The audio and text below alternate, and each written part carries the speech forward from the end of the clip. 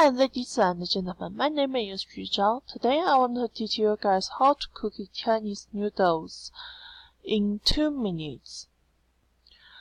This is a very fast way for Chinese family cooking noodles when they are busy. Most Chinese family just prepare some vegetable, egg noodle, hot water, and spicy sauce, and 3 cups of cold water.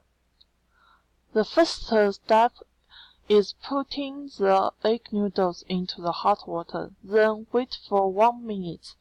The hot water will running boil, then the noodle end up getting mushy. At this time, you need to put a cup of cold water into the boiling water. After that, the water will cool. Wait for around 12 seconds. The water will running boil again. Then you need to do the same stuff as the first step we did is put the cold water into the hot water. Also do it again after 30 seconds.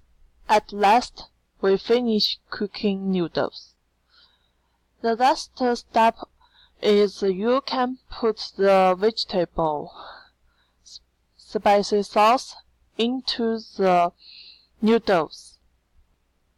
Then join your food.